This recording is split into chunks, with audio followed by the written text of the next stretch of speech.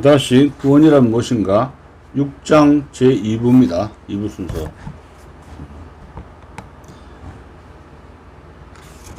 6장은 구원의 종말론적 구조였죠. 그래서 2부 순서. 자, 지난 시간에는 6장 구원의 종말론적 구조에서 1절 예수님의 부활은 사탄의 병폐를 꺾은 사건이다. 설명드렸고, 2절 성령은 구원의 첫 열매에 대한 보증이다. 2절을 말씀드렸습니다. 그러면 이번에 6장의 3절 믿음은 하나님의 자원으로 살아가는 삶의 실체다 하는 것이 3절입니다. 믿음은 하나님의 자원으로 살아가는 삶의 실제. 바로 여기에 한국 그리스도의 문제가 있습니다. 믿음의 윤리를 내포하지 않은 이것이 한국 교회의 문제가 아닌가 합니다. 믿음은 있다고 하나 윤리가 없습니다. 윤리를 내포하지 않은 믿음은 구조상 헛것입니다. 그리스도인이 되었다는 것은 믿음으로 의인이 되고 하나님께 의존하고 순종하는 올바른 관계에 들어가서 하나님의 능력과 자원으로 살게 되었다는 실제를 말하는 것입니다. 그런데 이때 하나님에 대한 순종 없이 하나님을 의존하는 것이 가능합니까? 하나님께 의존한다고 주장하면서 하나님께 순종하지 않는다면 그것이 하나님께 대한 의존입니까? 단지 자기께 대한 의존일 뿐입니다. 자기가 스스로 상상해낸 것을 자기가 믿기 때문에 결국 자기를 믿는 것입니다. 전지하시고 사랑이 완전하신 하나님은 이 길로 가는 것이 생명의 길이라고 하는데 나는 자꾸 저 길로 가야 내게 좋을 것이라고 생각합니다. 그리고 나에게 축복해 달라고 하나님께 새벽 기도도 드리고 철야 기도도 열심히 합니다. 하나님도 내가 이용할 수 있다. 내가 열심히 기도하면 하나님도 꼼짝 못하게 할 수 있다는 식의 생각. 바로 이것이 내 꾀의 절정입니다. 이것이 가장 큰 교만이요 하나님과 가장 크게 분리된 상태입니다. 하나님께 대한 의존은 순종으로 표현됩니다. 앞에서도 이미 말했듯이 이것은 동전의 양면과 같습니다. 이것이 진정한 믿음의 상태입니다. 그런데 순종 없는 믿음, 새로운 하나님의 시민으로서 하나님의 뜻대로 사는 그런 윤리가 없는 믿음은 곧 거짓 의존이며 거짓 믿음입니다. 바로 미신입니다. 결국 순종이 없는 믿음, 윤리가 포함되지 않은 믿음, 이것이 바로 미신입니다. 한국에 그리스도인이 10,000,000명이나 있다고 자랑하고 다니는 사람이 많은데 그리스도인이 10,000,000명인 한국이 왜 이 모양입니까? 암담하기가 날이 갈수록 더합니다. 10,000,000명의 그리스도인 가운데 사업하는 사람, 정치하는 사람, 학자, 의사, 변호사 등 별별 사람이 다 있습니다. 그 사람들이 진정으로 자기 사업장에서, 정치 분야에서, 자기의 학문하는 데서 구원의 첫 열매를 받은 하나님의 시민으로 살면서 순종으로 표현되는 믿음을 지녔으면 이 나라가 이처럼 암담하겠습니까?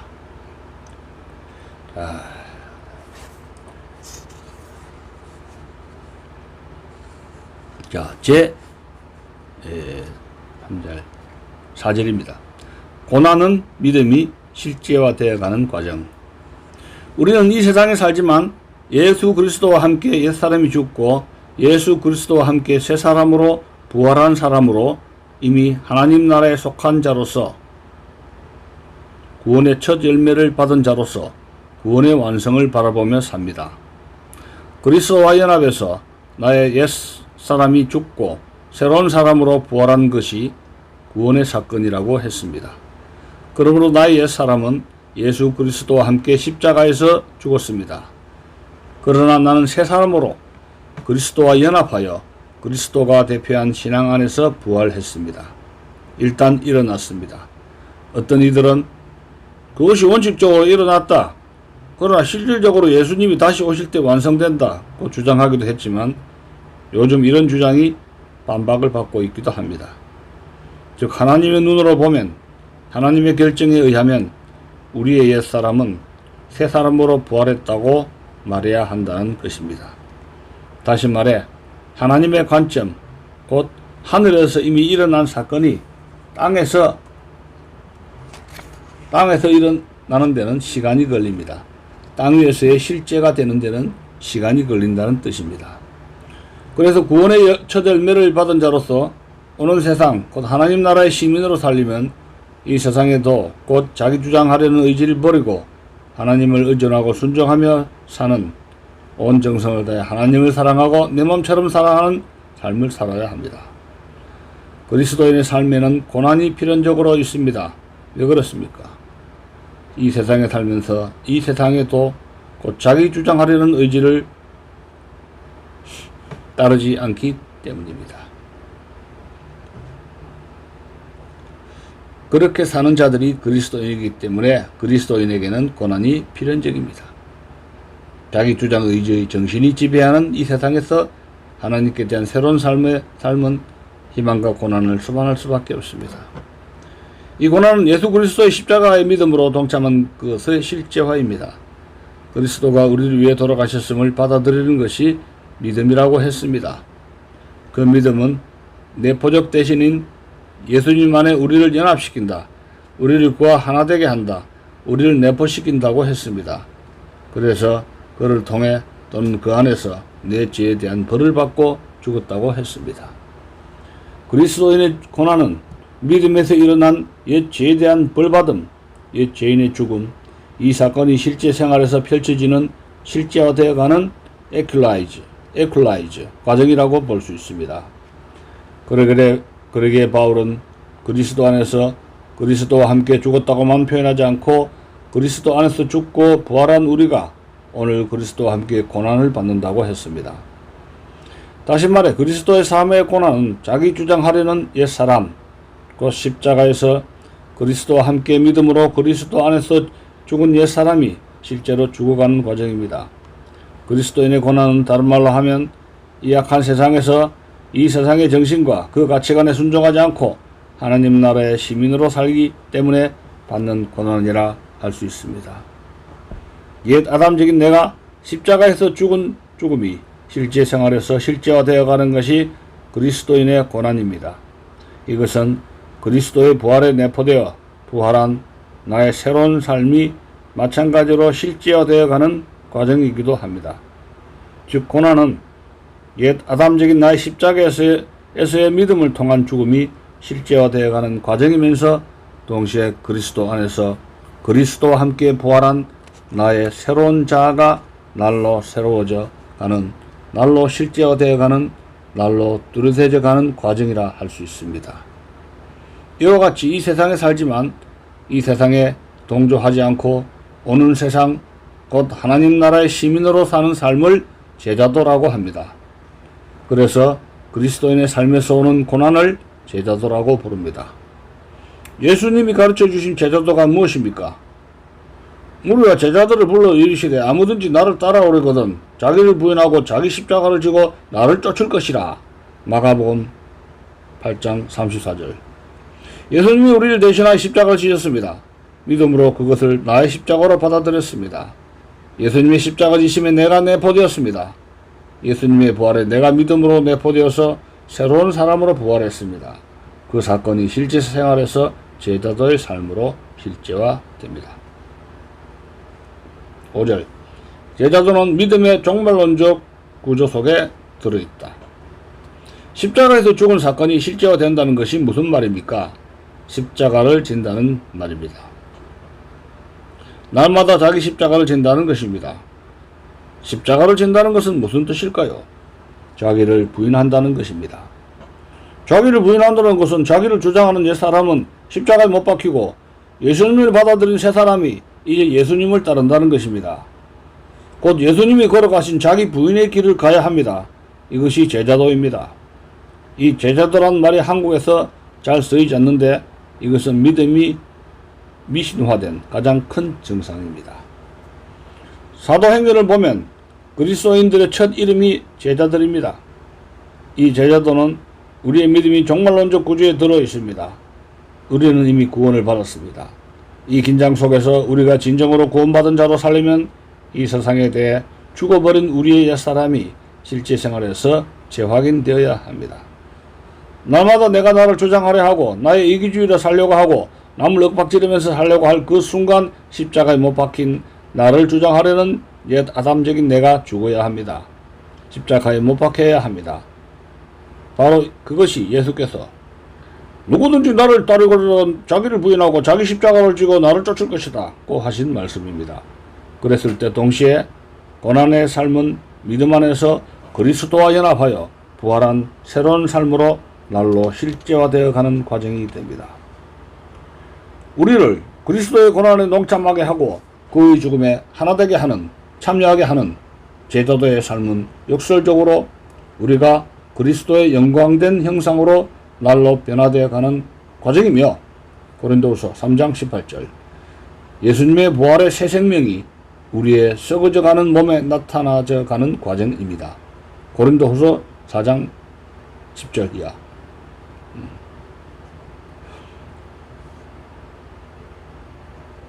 바울이 사도직을 감당하기 위해 그 얼마나 많은 고난을 받았습니까?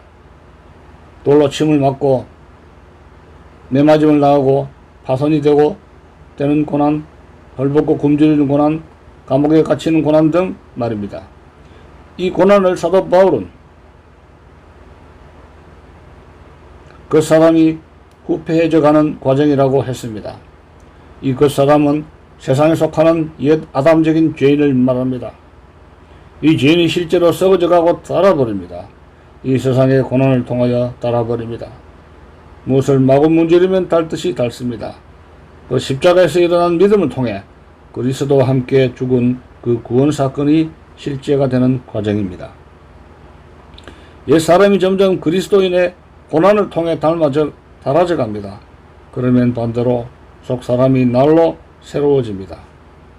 그 사람은 후패하나 우리의 속은 날로 새롭도다. 고린도후서 4장 16절 믿음으로 예수 그리스도의 부활에 동참하여 생겨난 새로운 삶이 날로 새로워집니다. 6절 믿음의 삶은 이들의 형상을 닮은 것. 믿음은 우리로 하여금 예수 그리스도의 하신 일에 동참하게 할 뿐 아니라 그의 됨됨에 동참하게 합니다.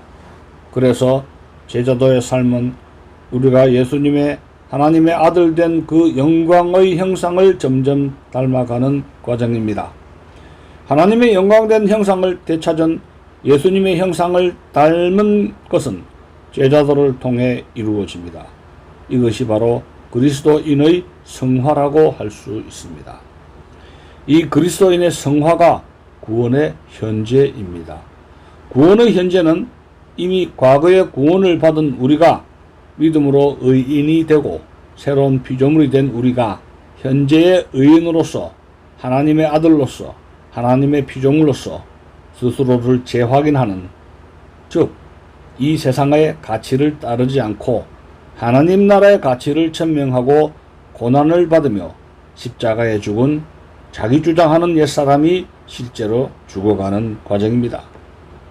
그와 동시에 부활로 새로워진 새 생명이 실제화되어가는 과정입니다. 그래서 그리스도의 거룩한 형상으로, 영광된 형상으로 닮아가는 것이 바로 구원의 현재입니다. 종말에 예수 그리스도가 다시 오실 때 이 성화의 과정, 곧 십자가를 지고 옛사람이 죽어가며 새로운 사람이 날로 새롭게 되어가는 과정이 종결지어질 것입니다. 그때 우리가 예수님의 부활에 완전히 참여하게 되고, 로마서 6장 5절 우리가 하나님의 아들이요 마지막 아담인 예수님의 영광된 형상으로 완전히 변할 것입니다. 이것이 영화입니다. 이것이 구원의 미래입니다. 오직 우리의 시민권은 하늘에 있는지라 거기로서 구원하는 자 곧 주 예수 그리스도를 기다리노니 그가 만물을 자기에게 복종케 하실 수 있는 자의 역사로 우리의 낮은 몸을 자기의 영광의 몸의 형체와 같이 변케 하시리라. 이 말씀의 바로 앞 구절을 보면 그리스도인으로서의 고난을 예로 들어 잘 보여주고 있습니다. 그리스도의 고난에 동참하여 그리스도의 죽음에 하나가 되기를 바란다고 합니다. 왜 그렇습니까? 그의 부활에 완전히 동참하기 위해서입니다. 그리고 이어지는 빌립보서 3장 20절에서 21절에 가서 이 세상에서 하나님 나라의 시민으로 고난받으며 살라고, 이 세상의 시민으로 살지 말라고 합니다. 언젠가는 그 하늘에서 그리스도가 다시 오셔서 죄악과 시험에 허덕이는 우리의 이 천한 몸을 그의 영광스러운 몸으로 완전히 변화시킬 것이라는 위대한 소망을 가지고 있기 때문입니다. 그렇기 때문에 바울은 사도직의 고난과 제자도의 고난에 동참할 수 있었습니다. 마지막 절입니다. 7절. 그리스도의 고난은 새 생명이 강해지는 과정. 그리스도인들이 경험하는 제자도의 고난은 동시에 우리의 속사람이 곧 새로운 부활의 새 생명이 날로 새로워지고 강건해져 가는 과정입니다. 그 과정이 드디어 예수님이 다시 오심으로 말미암아 우리를 더 이상 악과 고난과 죄의 시험에 허덕이지 아니하는 영광스러운 형상으로 완전히 변화시킬 때 종결될 것입니다. 이것이 구원의 미래입니다. 이것이 그리스도인의 소망입니다. 이 소망이 우리를 절망시키지 않는다고 했습니다. 로마서 5장 5절. 이것이 헛된 소망이 아니고 가짜가 아니라는 것입니다. 왜 그렇습니까? 구원의 첫 열매를 이미 받았다는 것은 언젠가는 구원의 완성이 온다는 것을 보증하는 것이기 때문입니다. 그 구원의 첫 열매는 성령의 임재함입니다. 더 나아가서 바울은 로마서 8장에서 우리가 궁극적으로 구원의 완성을 받으리라는 것을 우리와 함께 하시는 성령으로 증명했습니다. 우리가 벌써 하나님을 아바라고 부릅니다. 그래서 우리가 지금 아까 고난에서 허덕이지만 하나님께 아바라고 하면서 기도함으로써 벌써부터 그의 힘을 빌어 쓸 수 있습니다. 아직 예수님이 오시기 전에, 즉 구원이 완성되기 전부터 예수 그리스도가 분명히 오셔서 우리의 구원을 완성하리라는 확신을 가질 수 있습니다. 그러므로 우리 그리스도인의 소망은 밑바탕 없는 근거도 없이 공중에 붕 뜬 그런 것이 결코 아닙니다. 우리가 하나님을 벌써 아바라고 부릅니다. 지혜가 없어 불안할 때 하나님께 아바 아버지라고 기도하면 지혜를 얻고, 능력이 없어 두려울 때 하나님을 아바 아버지라고 부르며, 심지어 70평생을 살다가 죄악의 세상에서 우리의 옛 아담적인 몸이 죽어갈 때도 우리 몸을 하나님 아버지께 맡기고 기도할 수 있습니다. 이것이 구원의 첫 열매를 받은 자로서 구원의 완성을 기다리는 그리스도인의 소망입니다.